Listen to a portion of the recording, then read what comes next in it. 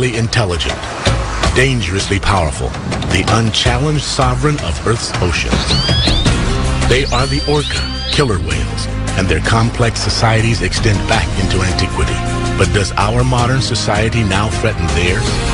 Join Jean-Michel Cousteau and his team as they investigate humankind's mirror in the water and discover that the orca's fight for survival is in fact now our own. It's Jean-Michel Cousteau, Ocean Adventures.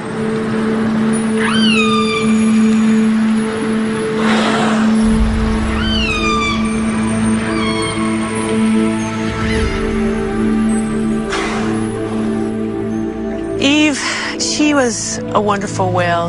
When I was first out here, I had no VHF radio, I had no radar, I didn't even have a compass, and once became lost in the fog. I felt like I was in a glass of milk. You just can't see anything. And I could hear on the hydrophone this big cruise ship headed for me. Anyway, Eve and her family, the next 20 minutes, came up so close to my boat that I was constantly switching the engine into neutral because I didn't want to hit them. And after a few minutes, I could just barely see something, and it was an island, and I popped out, and I was into the glorious sunset and in the clear, and I kept waiting for Eve's family to come out of the fog, but they never did. And that was, for me, it was like worlds colliding, trying to figure out what had gone on, that she had turned around, that she'd stayed by my boat, and then when I was safe, she turned around again. And at that moment, I believed all the stories about dolphins pushing sailors to shore. I don't know what it is about these whales, but they do things like that, and everyone studying these whales sees the same thing. They are our counterparts in the sea, the most complex marine species on the planet. Orca, the ruler of the ocean. Male orcas can be 9 tons, 32 feet long, with a towering dorsal fin 6 feet tall. But crowned with a smaller curved fin, it may be the females that rule the pod. They are the most widely distributed marine mammal in the world. Their realm extends from the Arctic to the Antarctic. Largest of the dolphins, orcas, also called killer whales, number fewer than 100,000 worldwide. And finding them will take Jean-Michel Cousteau and his team across the globe, accompanied at times by his son Fabien and daughter Celine. The Cousteau team will journey to both the northern and southern hemispheres as they seek out killer whales in the Pacific Ocean. The team will discover that people and orcas share surprising similarities, even similar needs, a fact made clear by their experiences with Keiko, the world's most famous killer whale. The team will also learn how some of the characteristics we consider strictly human, like language and culture, may have also evolved among killer whales. They'll travel among groups of orcas that are as similar and as different as we are from each other.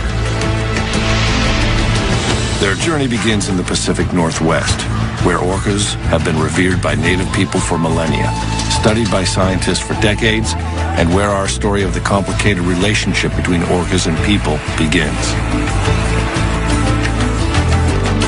What we're trying to do is to make the connection between humans and nature, comparing humans and orcas. They are the dominant species in the ocean. We are the dominant species on land. And we all depend on the same thing. The killer whale, the orca, is such a powerful animal in terms of its appeal to people.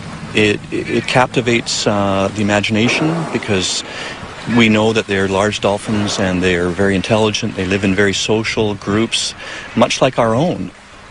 John Ford is a pioneer in orca acoustics, the first scientist to identify dialects in their calls and to change our beliefs. Even though I've only been involved studying orcas for around 30 years, things have changed so drastically in our attitude towards this incredible animal. The attitude at that time was that these were dangerous animals, a threat to people, a threat to the livelihood of fishermen. And I was caught up in that. When I was young, growing up on Vancouver Island here, we'd go out fishing and a group of orcas would go by and we would be terrified if they swam under the boat, because that was the feeling that these were dangerous animals. On our coast in the mid-1960s to mid-1970s, there was a live capture fishery for orcas, and they were sent to aquariums all over the world. I actually got a job at the Vancouver Aquarium and soon became a whale trainer in the early 70s, and got to know them in that context, and they were fascinating animals, of course. Even then it was quite controversial holding them in captivity, but I realized we had so much to learn from them. Orcas have very large, complex brains, and when I first caught sight of an orca brain, which was in a jar on a shelf in a lab, I was really quite amazed. So the first question that came to me was, what does this whale do with that brain? Still the question I'm asking. That was 40 years ago, and you worked with some animals in captivity? So 1967. Behavioral research with an orca named Skana at the Vancouver Aquarium, and they wanted somebody to study the whale. What did you learn from her? Mostly, I think I learned that this was a very unsuitable place to keep a remarkable being. That was around the time, actually, that Dr. Michael Bigg, who died in 1990 and was very much our mentor and the true pioneer whose vision led to photo identification, he started learning about the societies that these whales live in around our coast, and that these were incredibly complex animals with very elaborate social relationships. You put the brain and the implications of that together with the social side, and you understand immediately that putting her in a concrete tank and completely shutting off the company of her kind was an enormously unfair and inappropriate thing to be doing. But at the time, it was through the close contact of captivity that we began to learn about them, one at a time. The story of one whale in particular, named Keiko, stirred our passion and raised enduring questions about captivity. Keiko was captured in 1979 in Iceland and became one of the 136 orcas taken into captivity since 1961. But he did not become one of the more than 100 that have died there, or one of the 42 killer whales that remain in captivity. Captured at age 2 and eventually sent to Mexico City, Keiko was breathing the world's smoggiest air, a master of the ocean at 7,000 feet above sea level, in the artificial seawater of a shallow pool where he entertained the crowds. Keiko would have lived his life in poor health, swimming in circles except for one thing. He became a movie star. As Willie, he was freed to 10 million film-going children. But in reality, Keiko went nowhere. The stress of his environment caused a skin disease, which spread as his health seriously deteriorated. The real whale was slowly dying, and Keiko had to be moved. When it was learned that Keiko was still captive, millions of children wrote in, demanding his freedom, and a spontaneous movement was started to free the sick whale. Keiko's owners donated him for the unprecedented experiment of reintroducing him into the wild, and the Oregon Coast Aquarium customized a pool for his care. Suddenly, the reality of freeing Keiko became far more interesting than the movie, as Keiko began a long and complicated journey toward freedom. Ultimately, true freedom for Keiko would mean being accepted into a pod of wild whales, since orcas live their entire lives in tightly connected social groups where all members are related to each other. It's now understood the best chance for Keiko would be to find his mother. It very much is a matriarchal society, or matrilineal, in that everybody in the group is related through female descent to a female ancestor. Individuals stay with their mother or their grandmother for the whole life. And it took some years to really understand that, because it is very unusual in that the large adult males never leave the group. The bond between a mature male and his mother is very, very strong. I know that Eve, the whale that came to you in the fog, was a matriarch. What happened when she passed away? Eve only had 2 sons, no daughters. And those 2 males went around Hansen Island for weeks and didn't survive her death for very long. Generally, the males will join their sister's family, but they become a loose satellite. They never again have the bond that they had with their mother. It's a unique social system. Orca is a very conservative animal. Basically, you only socialize with somebody who your mother introduced you to. The resident populations on this coast are really fairly clearly divided socially into 2 different groups. The northern residents, it's about 240 whales, 16 pods. The southern residents are around 90 whales, 3 pods, quite a bit smaller. What's really interesting, and we don't really understand this, but they never mix. And then we have overlaying that, we have transients, the mammal hunters. They don't mix with the residents, but they will often mix with other transients. And then occasionally we have these offshore whales, and they don't mix with these others either. So we have these whales that in many ways are just focused on their very familiar neighboring groups that are of the same lifestyle. It's a pattern strangely familiar, much like human tribes, existing near each other but separate, with languages and behaviors learned and passed on over generations. We define it as culture, and for both humans and orcas, different cultures exist among the same species. That was beautiful. Did you get that, Carrie? Yeah, I think so. That was amazing. See, I told you those 2 boys, huh? And they both did that. And They both again.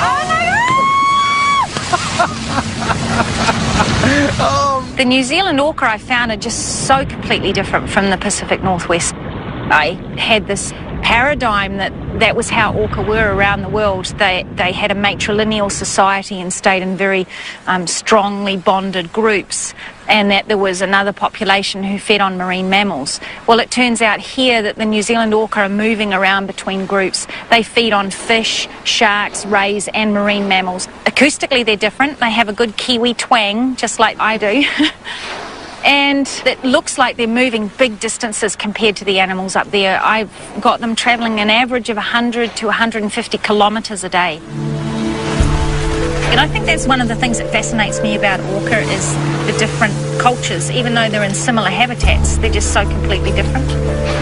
Orcas have been stable in these social groups that we're looking at now for literally thousands of years. If you look at the society and understand that this has evolved over a very long period of time, you realize that you're looking at a successful society. The wild pod. The challenge for him would be enormous, since strong social bonds may actually define what it means to be an orca. At the time, no one knew how to free a captive orca.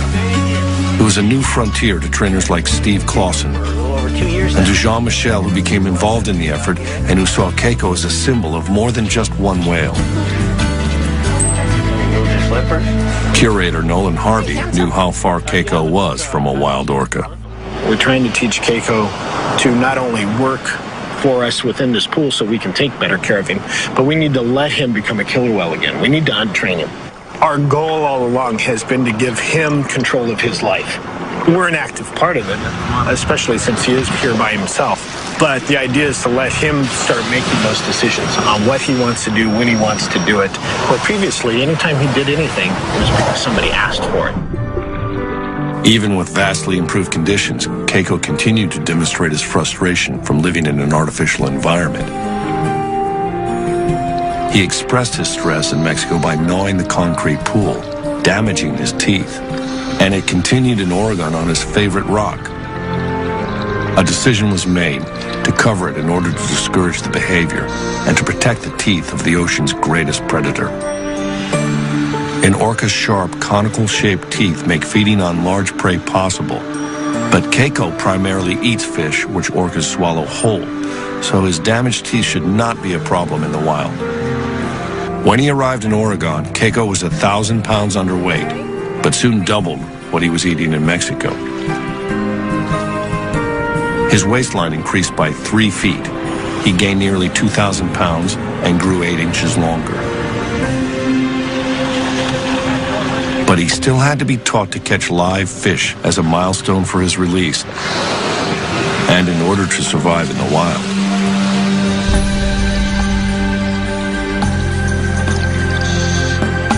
Accustomed to only dead fish, at first he treated the live meal like a toy. Surrounded by walls, Keiko had never been observed using echolocation in captivity, and to a wild killer whale, it's a fundamental skill. The whale's hearing spectrum is many times ours. Their sensitivity is incredible.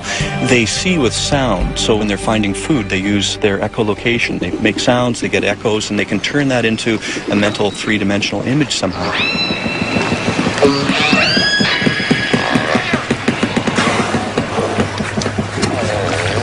You know, when you go into different places around the world and you look at what orcas are doing and understand that they've sort of figured out how to live in the particular niche that they happen to have found, it's really interesting looking at the differences.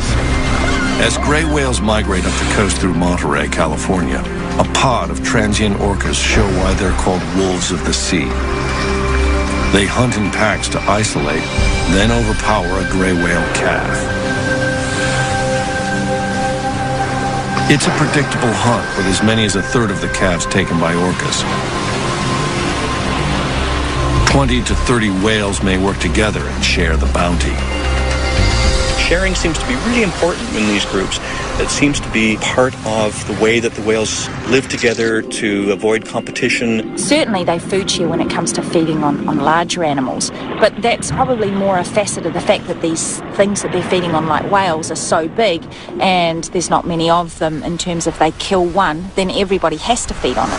A female, the best hunters, will bring up a fish, and others from her matriline will come over and share that prey item. What's kind of surprising for the residents, they will share even a salmon that's perhaps only 5-10 pounds. They will share that, even though any whale in the group could easily swallow it. It has given us a new appreciation and insight into the workings of their society. That said, even though their dietary preference is culturally maintained and driven, they don't seem to be really adaptable in the short term. It might take a while before they can start focusing on alternative species. Killer whales are real traditionalists. They only do what mom did. They eat when mom eats, and they socialize with the whales that mom socialized with. They really don't like to branch out. So if you have a habitat change and that particular prey is not there anymore, then it's difficult for the orca to adapt. Within decades, and for a variety of reasons, orcas throughout the world may be at the crossroads of adaptation or extinction as their prey diminishes, something the resident whales of the Pacific Northwest now face. It's a growing issue for the future, but is similar to the question of whether Keiko would be able to adapt to hunting live fish in the wild. Without another whale to teach him, Keiko initially seemed confused about the shift in his diet, until finally either hunger or common sense kicked in, and he began to catch a few live fish. In the wild, that wouldn't be enough.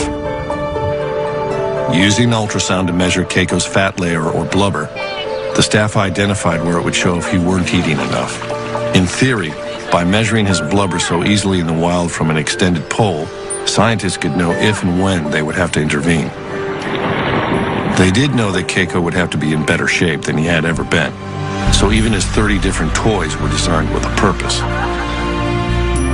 Filled with water, a 200-pound ball became Keiko's workout. When he first arrived, Keiko could barely hold his breath for 3.5 minutes. He soon progressed to almost 18, normal for a wild killer whale. But Keiko was still far from a wild whale, which was vividly seen when at night he gathered his toys around him to sleep.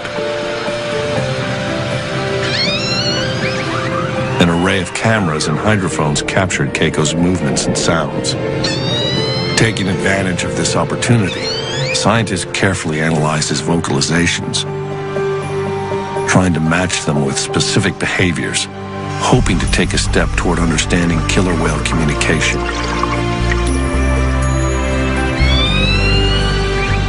Keiko, however, had not communicated with another orca in more than 20 years. I was studying a pair of whales called Orca and Corky. They would begin conversations with certain sounds and end conversations with certain sounds. And I realized that studying communication between those two whales in captivity would be like studying communication between two people in a prison. That there was no way that I was going to actually learn what they were saying and the real context of their lives. I'll tell you the main thing about Corky, and she's a survivor. She has been in captivity for 38 years, about 43 years old, which is incredibly old for a captive orca. Most of them die within 10 years. She still uses the calls of the A5 pod, and she is swimming around the tank, and in a concrete tank, the sounds that they make reverberate off the walls of the tank.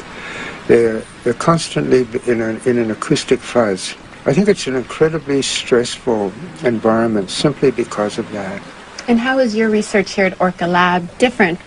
Well, when I was working in captivity and understood that if one wanted really to learn about them, you needed to go into the wild and study them there at a distance. And that's where we got into developing remote hydrophone systems that enable us to hear whales that we can't see.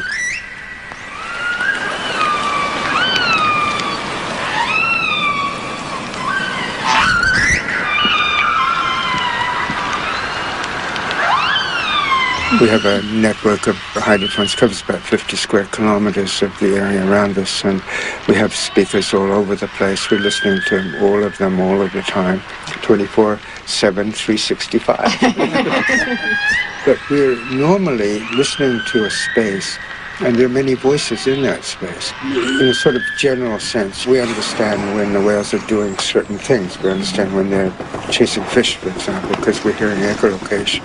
We understand when they're resting, because they make these really sort of low-energy calls.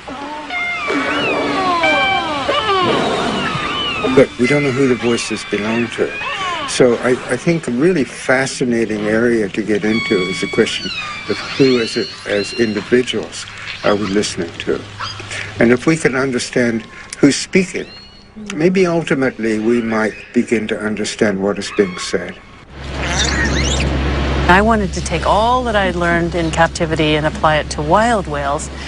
And so I contacted a brilliant scientist in Canada, Dr. Mike Bigg, and I asked him, do you know what family of whales Orca and Corky came from? Which sounds like an extraordinary request, but he at the time was photographing each dorsal fin and saddle, learning to tell them apart, collecting all the pictures from the capture, and there was a bunch of pictures that showed this whale we now call A23 with little baby Corky just before she was taken from her mom. So I had no boat experience. I threw everything into a pickup truck and we pumped up the Zodiac in Alert Bay and we went out there and I stopped and I put the hydrophones down, put on the headsets, and it was her family calling. And for the first time, I heard these sounds in their natural environment just rolling on and echoing. And my first feeling was enormous guilt that it was me that was there, not Corky. But that's how I found them. One promising factor in Keiko's finding his family was that orca calls can be heard 10 miles away. There was hope for a dialect match among the North Atlantic orcas, where Keiko would be reintroduced, 100 miles from where he was captured. To prepare for his move, a bay pen was constructed in a pristine Icelandic bay. Finally, the day arrived to return Keiko to the home he barely knew. This had been Keiko's unexpected journey to freedom that millions of children demanded, but that no one knew exactly how to accomplish. Jean-Michel had watched Keiko's transformation for over 2.5 years and had been witness to his devoted fans. Good luck! Even the U.S. Air Force had agreed to rent a C-17 cargo plane and crew for the trip, announcing it was in the best interest of the nation to fly Keiko home.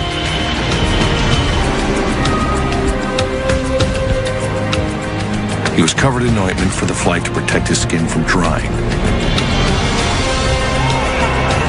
After 15 anxious hours out of his element, Keiko was at last returned to the cold ocean waters of his birth.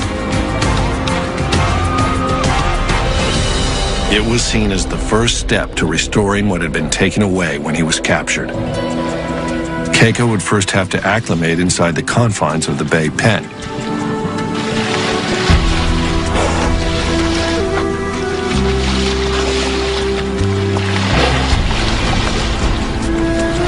Months later, his world expanded to the enclosed bay, where for the first time, he ruled in relative freedom.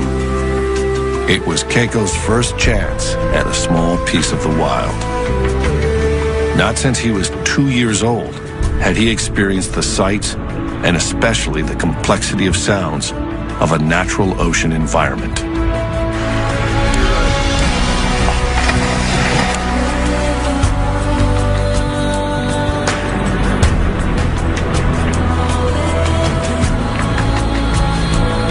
It had been 23 years, half his expected lifetime, since Keiko had even seen the bottom of the sea.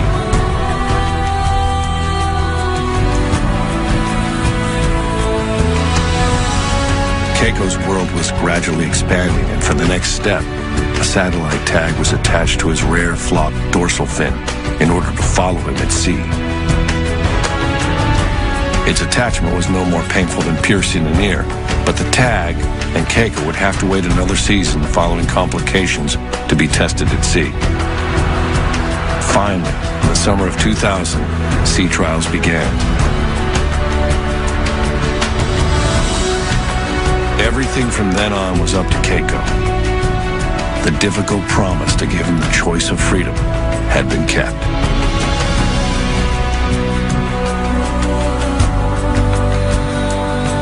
Then at last, Keiko was within feet of wild killer whales.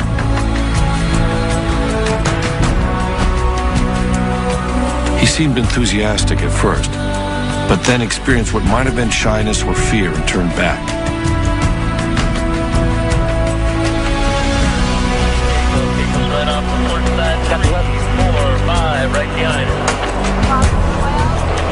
Later encounters looked aggressive, and Keiko continued to seek the shelter of the boat. Right there, Chad. Right there. Horse's feet, Michael. Over 3 summers, Keiko continued to approach passing whales, spending more time with them, possibly learning their ways. Then in 2002, after watching a pod feed on herring, he simply swam away in the proximity of whales. For over 2 months, Keiko was tracked by satellite. His course revealed no details about his experiences in the wild, but he emerged 1,000 miles away, sufficiently fed and unscathed. An enormous success.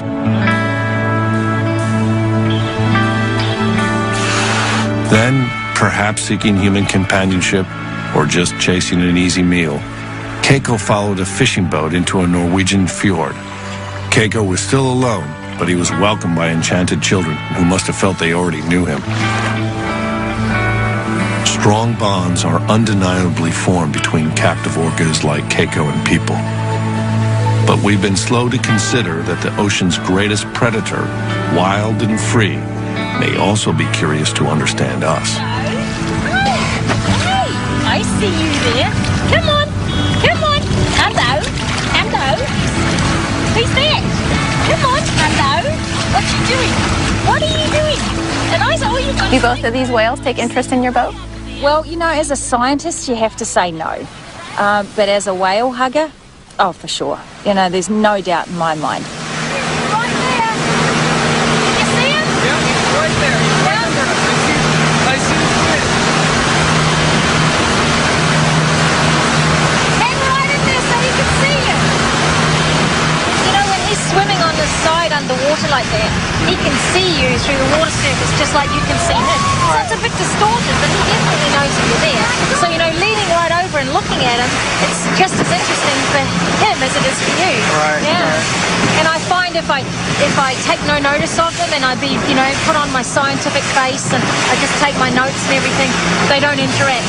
But if I have a good time with them and really interact with them, then they get all involved as well. Oh. Yeah. In an effort to both protect orcas and to involve the public, Orca Hotline, Ingrid speaking. Ingrid founded the Orca Project Hotline. Oh, that's fantastic news. And so what direction were they going when you saw them? Her nationally advertised number rings with reports of orca sightings and strandings like that of the whale she named Ben. Oh, Ben.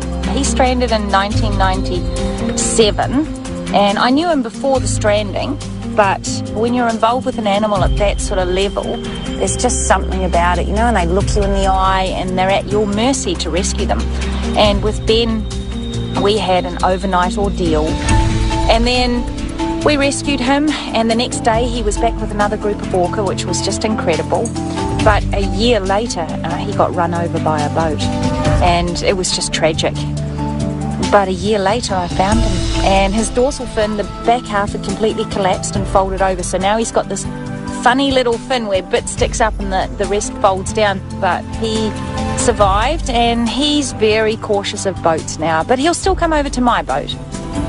I think that by showing people the variation within the individuals, it makes the animals a little bit more personable, if you like. If somebody can call me up and say, hey, I just saw Ben, it gives them a little bit of a stake in Ben's life. And so hopefully, you know, they'll slow down their boats, they'll drive a little more respectfully. The data, of course, is really valuable for my research, but ultimately I want it to be that the public will want to protect these animals. Keiko, however, was at risk of being loved too much by a well-meaning public. The Norwegian government passed laws to protect him, and the Free Willy Keiko Foundation and the Humane Society of the U.S. agreed to continue his care. He arrived in Norway, obviously having fed himself at sea, but without fish in the fjord, concern grew, and the decision was made to begin feeding him again. Keiko had everything he needed, except the company of his own kind. In 2003, after more than a year in Norway, at age 26, relatively young for a male orca, Keiko took a final breath and died from a pneumonia-like virus. His burial was the last outpouring of affection for the whale we thought we knew and who had done everything we asked.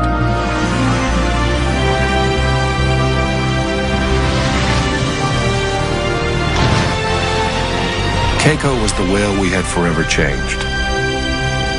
And no matter how good our intentions, he was the whale we couldn't fix for him to become what nature had intended, an orca in the close company of other whales. It wasn't possible, even for the world's most loved, most famous whale. I think it would be quite impossible for anybody to propose capturing an orca, at least in North American waters at this point. So I think in that sense we've come quite a long way in terms of public attitudes. In terms of what we understand about orcas, we've also come a long way. I think at this point we understand enough about orca society to realize that this is complex and remarkable and fascinating. And we don't have the whole story yet, but what we do understand is really, really interesting. The debate about returning captive orcas to the wild and keeping them in captivity continues passionately, especially as we learn more about them, and continue to discover that there may be few other species more like ourselves. There do still remain countries tolerant of capturing orcas, but in most of the world, any up-close, hands-on contact comes when a whale ends up on the beach, stranded. Ingrid Visser is again changing what we know. You know, there was a lot of controversy, and there still is, about saving stranded whales and dolphins. People say that they have crushed internal organs from sitting on the beach for so long, and then other people say that they're no longer viable. The stress hormones and all of this sort of thing, that these animals can't reproduce, and that they're basically a drain on society if you put them back, because they're going to be eating fish and contributing nothing. So Miracle, she's stranded. She was rescued, and then I saw her again after the rescue 3 years later. And then about 5 years later, she had her first calf, and that calf is called Magic. So it was really, really incredible to see Miracle, who had this stranding event, been rescued and then had her very first calf, and the calf has survived. So yeah, magic it was. Come on! How cool is that? Wow.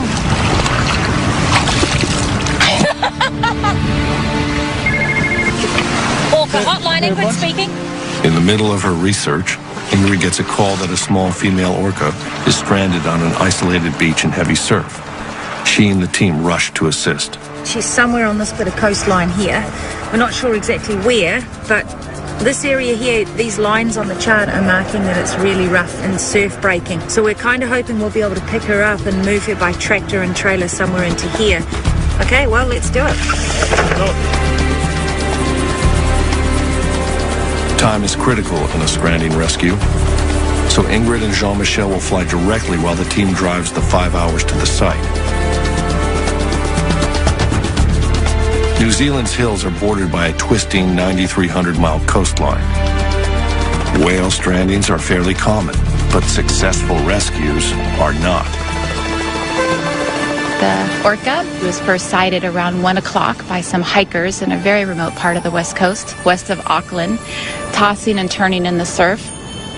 We ultimately got to the beach, and indeed, this young female, a little over 3 meters long, was very badly stranded.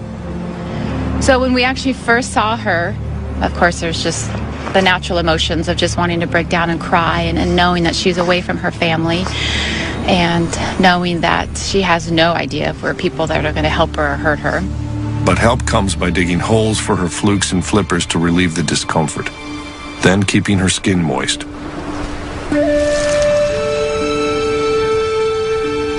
She was probably not alone, struggling in the surf, and another whale may have tried to pull her back to sea, judging from the marks raked across her tailstock.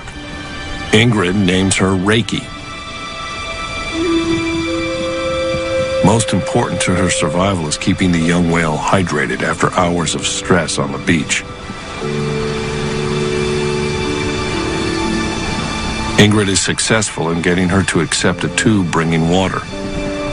Yeah. It's a triage that also involves reassurance and comfort.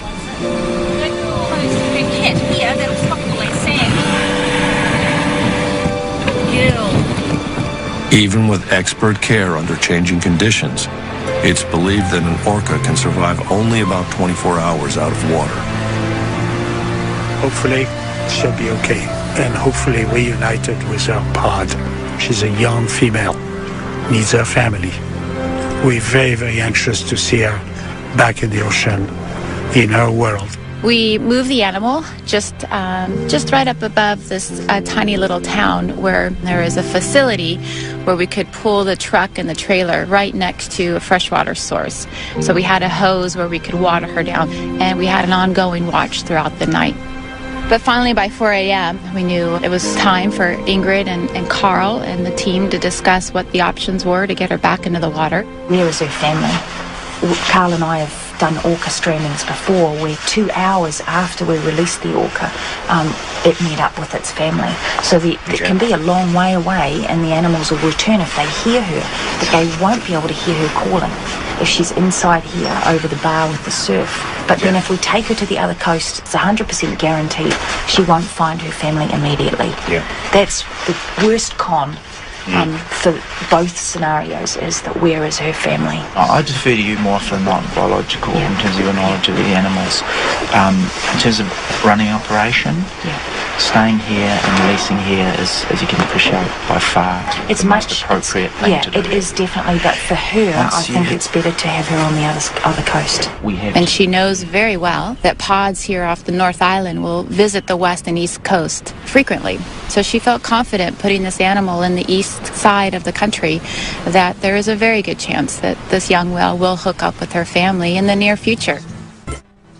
A decision is made to move Reiki to the east coast, and the team prepares for what must be done to save the whale. For the heart monitor, we put it on early in the morning, and Ingrid wanted to keep track of her heartbeat throughout the rest of her time on the flatbed. It's becoming clear to the team that a positive outcome for the rescue is not guaranteed. Let's go, Cal.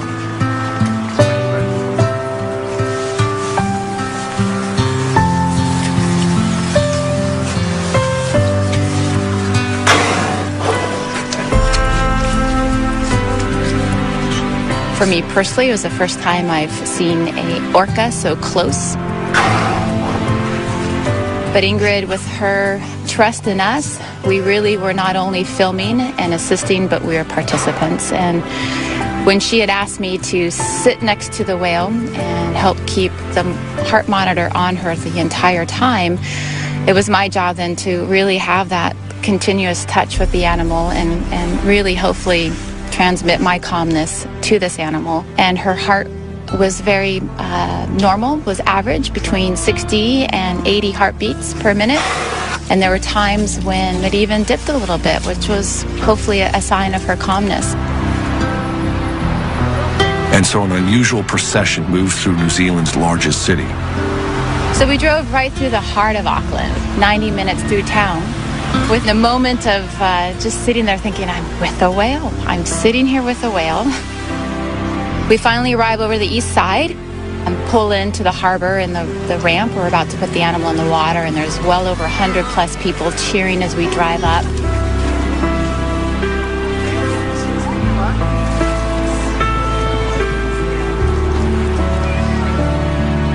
The whale is gently rocked into the water, but is disoriented from the ordeal and lies still. From there, there's a full flood of emotions. And at first, the animal is hardly moving at all. And Ingrid's like, it's all right. You know, her muscles, if you could just imagine your muscles just cramped for hours and hours and not being able to stretch. So she just is probably just, you know, stretching out and getting back into this fluid environment. And finally, Ingrid says, just have some of the people back away and only 2 of you stay close to her to support her.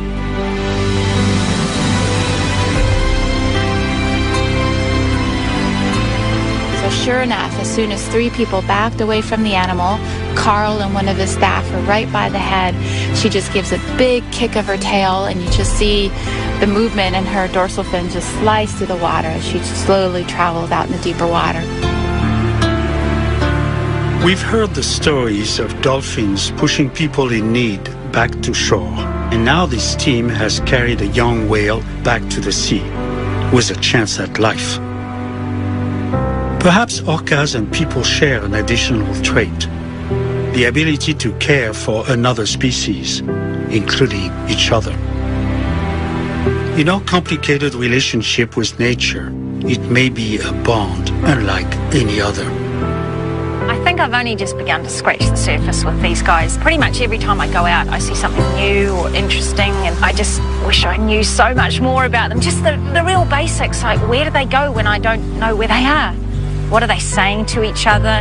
How do they teach the young ones how to catch things? And what happens to them when they're naughty? And just, yeah, fun stuff like that as well. And then on the science side of things, how are they impacted by pollution in the marine environment? What sort of things can we do to protect their habitat? If you teach people about these animals, they're going to understand them better. And if they understand them better, they're going to love them more. And if they love them more, then, yeah, they're going to look after them, I hope. For a long time, it stumped me. People go, why do we need the whales? Why do we need the whales? And, you know, in truth, why do I need my earlobe? You know, why do I need any specific part of my body? Because it's part of the whole. And you can live without parts, but it's a degraded existence because it's all knitted together.